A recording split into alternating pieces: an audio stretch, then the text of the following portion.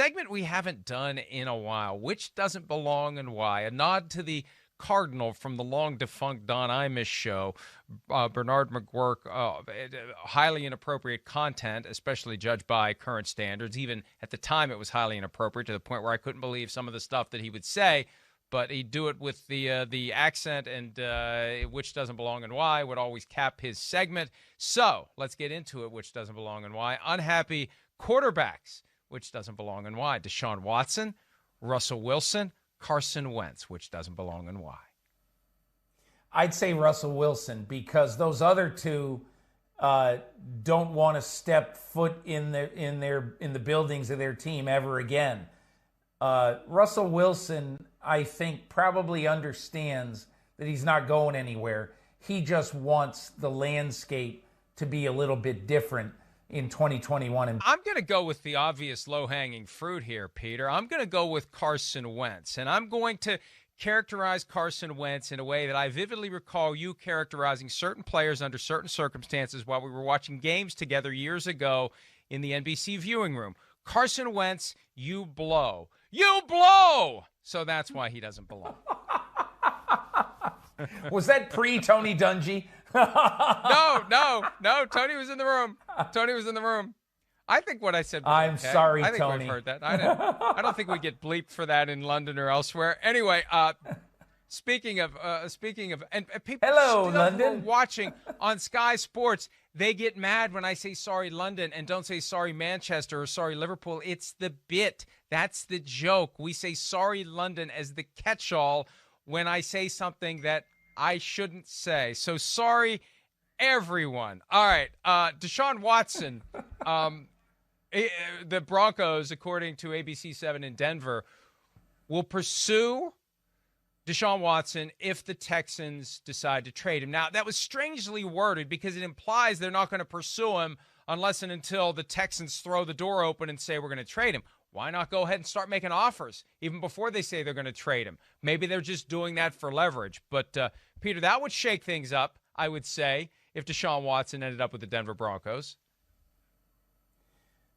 I mean, you have to ask yourself and again, look, what Denver has that Houston would want is not Drew Lock, although they might take him in that event.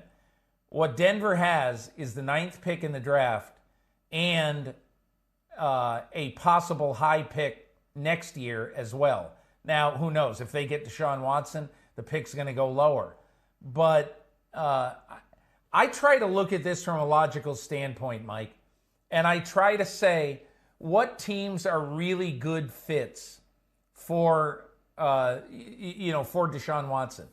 The best fit, far and away, is the New York Jets because of what they have in draft choices and the fact they have Sam Darnold, who might, I don't know, might be your quarterback of the future. So that still is the best one, but there are going to be a lot of teams that are going to be like Denver. Well, if they're going to trade him, we're interested. Who wouldn't be interested? Yeah. Unless you have a franchise quarterback on your team, you're going to be interested in that. Even teams you think might not be interested. San Francisco's going to be interested. Minnesota's going to be interested. All of these teams, even that have decent quarterback situations, may say, hey, look, we're making a call on this. Why wouldn't we? Another point, though, as it relates to the Broncos' potential interest, what they can offer the Texans is Drew Lock. And even though there's a different coach and a different GM, the two guys who run the team as a practical matter are still there from December of 2019 when Drew Lock and the Broncos came to town and kicked the crap out of a playoff team, Texans. And Lock was incredible that day and outdueled Deshaun Watson. So of all the transactions you could do where you bring a guy to town as Watson goes, if we get Drew Lock in this, there may be some appeal to it because they've seen Drew Lock at his absolute best. There's potential there if they would end up with him. Next topic, which doesn't belong and why. Free agent quarterbacks under the age of 30. Jameis Winston, Mitchell Trubisky, Jacoby Brissett, which doesn't belong and why. Wow, that's a gem. I would say Jacoby Brissett. The only reason I would say Brissett, because I don't think that it's hopeless for him to ever be a good starting quarterback. I think the other two right now are valued more highly and viewed more highly by the rest of the league, especially those thinking that I will take a chance the second time around on Mitchell Trubisky with no pressure on him, just bringing him in and seeing what we got. Like, for instance, and again, I have no idea what's going to happen to Trubisky, but if the San Francisco 49ers next year were to start Jimmy Garoppolo, which probably is going to happen, not certainly, but probably, if they start Jimmy Garoppolo, don't you think that one of the things that John Lynch and Kyle Shanahan have to say to each other is, okay, look, we love, our two backup quarterbacks. We love Mullen and Beathard, but can we do better? In my opinion, if I were them, I'd want to take a shot on getting, and plus, we forget too that we don't know exactly how their quarterback room is going to look, because obviously they look like a team that's going to be able to consider alternatives. Hey, when you have a quarterback, a starting quarterback, a franchise quarterback that when he got his latest contract was the highest paid player in league history, and he's missed 23 games over the last 3 years, you better have a good backup. And it better be better than Nick Mullins, who had some moments last year that I'm surprised he wasn't cut then and there by Kyle Shanahan. So I'll say Jameis Winston just because I think he's got the biggest upside by far of the three. It's just a matter of being in the right spot and having him in a system where they can find a way to just iron out that recklessness that puts him in position. Because I still think that he tries to do more than he's capable of doing. He needs to know when to stop. He needs to always stay within his abilities. He gets into trouble when he goes beyond his natural abilities. And his natural abilities are great.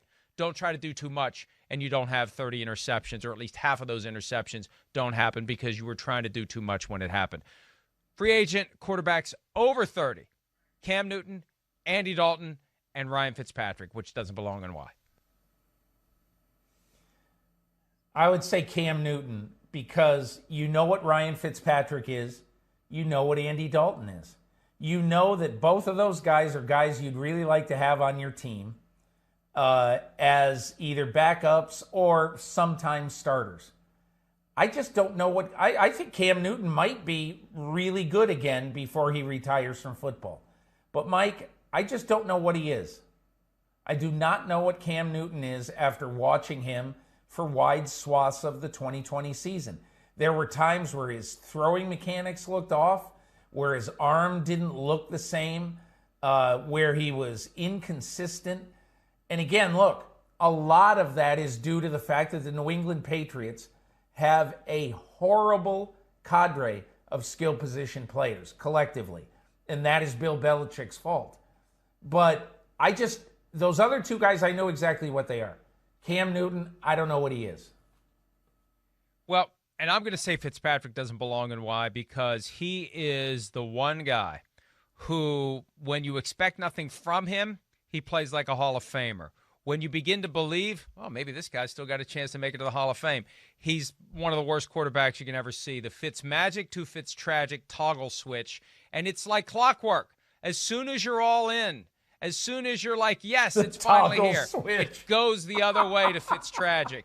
Doesn't it? And then he gets benched, and then he comes back at some point, and it's magic again. So I can't figure that guy out. It's fun from a fan's perspective. It's got to be horribly frustrating from the fan of a team who is relying on him's perspective. All right, free agent pass rushers who were franchise tagged last year.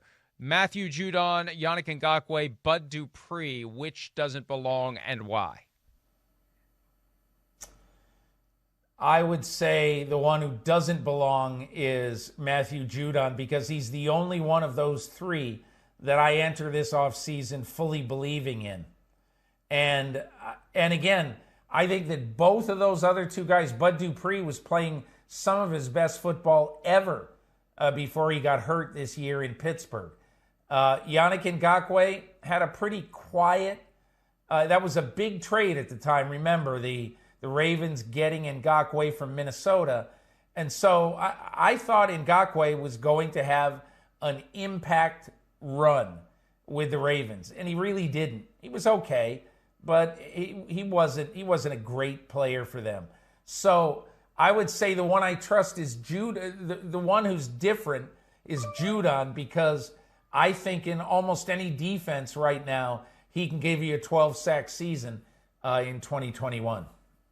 I'll go with Dupree for the obvious and unfortunate reason. During his franchise tag year, he suffered a torn ACL. That is going to dramatically alter his earning potential this year. He's probably going to have to sign a one-year deal somewhere and hope that he can play well enough to earn a longer-term deal. If he gets a long-term deal, it's basically going to be a one-year deal that would be ripped up by his new team if they decide that he isn't all the way back. It's just a shame that he had that ACL tear before he got his financial reward. He was having a great season. He had a great season the year before that, prompting the Steelers to use that franchise tag. NFC East players who were franchise tagged last year, which doesn't belong and why? Dak Prescott, Brandon Scherff, Leonard Williams, which doesn't belong and why? I would say Brandon Scherff, because I think the other two are big stars, and I think Brandon Scherff is a good player. And don't get me wrong, I'd want Brandon Scherff on my team. But in my opinion, those other two guys are top 5 players. In Dak Prescott's case, top 1 player on his team. Leonard Williams at his peak is one of the best players at a very important position in the NFL. So I'd toss out Scherff. Yeah, I'm going to say Dak just Sheriff, because rather, he's unique in his leverage, in his position. This is Kirk Cousins 5 levels higher. This is a guy who is playing the franchise tag game and winning. $37.6 million he will get in 2021 if he's tagged. And we were talking about this yesterday, Peter. I think it's incumbent on the Cowboys to get to him and work out a long-term deal, a 4-year contract, before the deadline for applying the franchise tag, because they can't carry $37.6 million into 2021 under Dak Prescott's name. They've got to negotiate something with a cap number in the range of $20 million this year, if that much, in lieu of 37.6, and spread out the rest of the charge coming from a huge signing bonus in future years, or they're going to have a hard time operating. Mike, you know how you always advocate for taking X percentage of the salary cap? Telling a player, look, you play at 16% of the cap, whatever. In my opinion, this is the year I would do it with Dak Prescott. Only I would do it very, very slightly different. I would say, and this would have to be worked out, obviously, because it can't exactly happen this way. But let's just say, as your figure was 16%, right? So let's just say that the figure is salary cap. You know what I would say to Dak? Okay, we're going to sign you to a 5-year deal, and we will give you 16% of the salary cap every year. However, in year 1, we want to buy back 4 percentage points, and we want to go to 12% of the cap in year 1. Then in years 2 through 5, we'll give you 17% of the cap. So in other words, it'll all be equal, and you will end up making more money because of this, because the cap is going to increase a lot more with the new television deals. And the way that would help the Cowboys is, imagine if Dak is only 12% of the salary cap this year. Just imagine. Then his cap number is around 20. Okay, so all I'm saying is that you're right. It's incumbent on the Cowboys to get this deal done and to get it done imaginatively so that Dak Prescott would say, you know what, that's fair to me and it's fair to the team. At 180 this year, it would be a $21.6 million salary for Dak. A lot less, $16 million, exactly less than what he would be due to make. But you're right, you make it up on the back end. The question, though, is how much of that is fully guaranteed? And can you fully guarantee cap percentages? I know you can make compensation contingent on cap percentage, but if I'm Dak, I'd worry about taking the 21.6 And, am I guaranteed for 20? Of course, you'd have to have future 24? guarantees. Right. You'd almost have to guarantee all 4 years. And I don't know that Jerry Jones would want to put that much money in escrow, which is one of the realities as to why teams don't have more than 2 years of fully guaranteed money. All right, good thought, though. Good thought. That's the kind of creativity they're going to need to get this done. Otherwise, the Cowboys are going to be screwed going into 2021. Free agent receivers over the age of 30, A.J. Green, T.Y. Hilton, Marvin Jones. Which doesn't belong and why?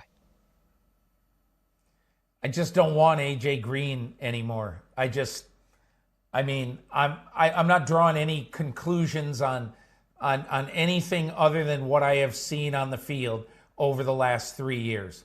And I have not seen enough to trust that A.J. Green is going to be any factor whatsoever in 2021. He might be. He's the kind of guy, if I were the Patriots, I would go and buy and buy with a lot of backside to the contract, or at least try to. What has he done, Mike, in the last 3 years or 4 years that would lead you to believe that he's still a franchise receiver? Nothing. And so I look at a guy like T.Y. Hilton, that he's going to give you whatever he's the Jarvis Landry of the Indianapolis Colts. And also Marvin Jones, I think he's one of these guys that when healthy, he still can be 5 times a year, potentially, a game wrecker or a big game influencer. So those two guys I would want. A.J. Green I would not. It's amazing. His catch rate last year was 45%. Targeted 104 times, had 47 receptions for 523 yards in 16 games. He didn't play at all in 2019. Remember, he had that weird ankle injury when they practiced in Dayton as part of the NFL's 100th season, and he never played at all that year. He has 1,000-yard season since 2015. He started his career with 5 straight. He almost had 1,000 in 2016. He had 1,078 in 2017. Fell off after that. And you think about it. He and Julio Jones came into the NFL the same year. Jones is still going strong. I agree with you on A.J. Green. He's still a guy who deserves a spot on an NFL roster. He's still a guy who can help you, but he's not the guy that he was. And the question for him is going to be, will he take whatever he can get to keep playing, or say, I'm not interested in $3 million, or, especially this year with the cap crunch. What is an A.J. Green going to get offered? Far, far less than what he would have gotten a few years ago, Peter. It really is stunning to see how he's fallen. Maybe it's injury, maybe it's something else, but he's just really fallen off dramatically. Free agent receivers under the age of 30, Juju Smith-Schuster, Corey Davis, Will Fuller, which doesn't belong and why? Oh, that is a really good one. I guess, the guy who I would say probably is Will Fuller. Undeniable talent, really good guy to have on your team. He just missed a lot of time. And now coming off a suspension at the end of this year, I'd probably give it to Fuller. Now, Davis did not start strong in the league, but his last couple of years he's played well, and he's been productive. And Juju, I think he's a guy who any team in the league would want to have him on their team. He's got a great attitude. He plays hard. He's a team guy. I think Juju Smith-Schuster justifiably, wherever it's going to be, Vegas. I truly don't know where it's going to be. Wherever it's going to be, he's going to make money and be a good contributor to a winning team.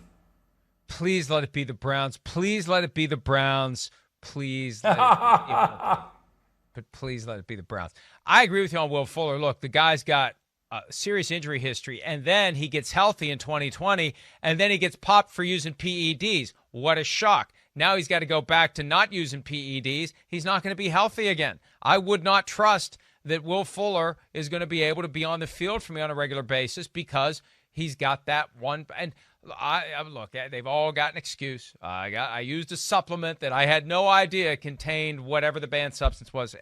Under that standard, they never catch anyone who cheats. I don't believe any of them because they all say the same thing. I'm not, look, I understand the reasons for doing it. I'm not judging, But if they're going to have a rule in place that says you're going to get suspended, just admit it when you do it. Don't give us this cockamamie, I got a spiked supplement thing. Although Will Fuller may have. I don't know. I heard he's going to sue somebody. They always say they're going to sue somebody over it. Let's see if he does. Last topic, free agent running backs. Kenyon Drake, James Conner, Aaron Jones. Which doesn't belong and why?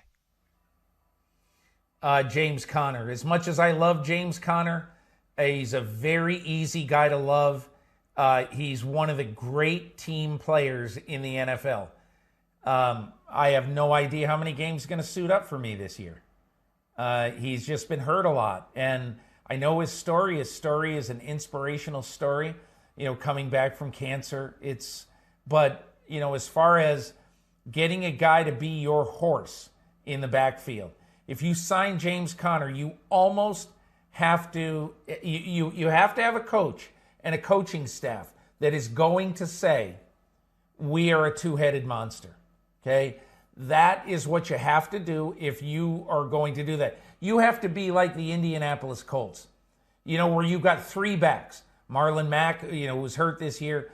Jonathan Taylor and Nyheim Hines. They are not going to ever get left behind at the running back position because of the situation.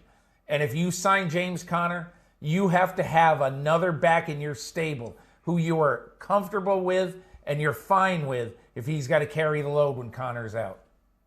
I'm going Aaron Jones for one very simple reason. He's the only one of the three whose Hall of Fame starting quarterback has come out and called him an MVP candidate. Now, that happened in 2019. Jones was kind of up and down, didn't have a lot of great performances in 2020, but had enough.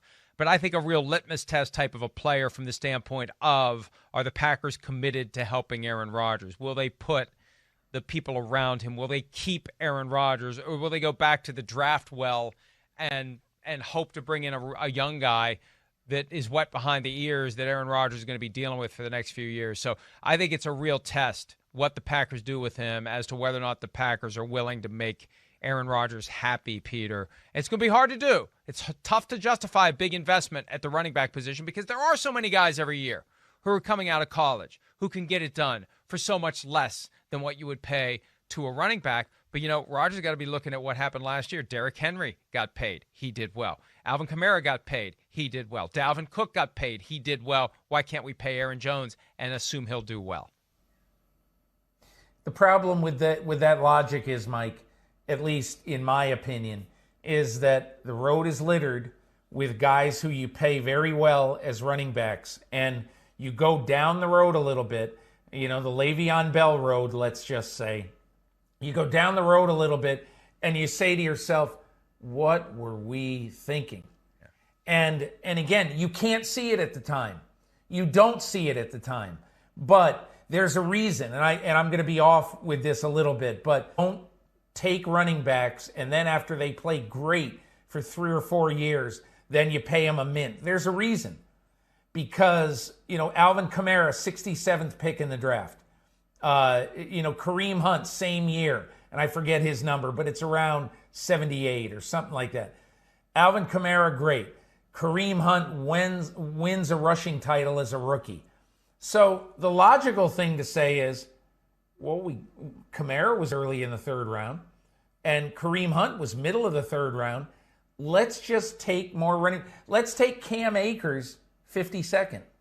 The Rams did that, and he was great this year until he got hurt. And so all I'm saying is that you can find running backs. Don't get lulled into this thing where we have to pay a running back. And I think there are some people who are different. And surely, there's no question about it, that Derrick Henry is different.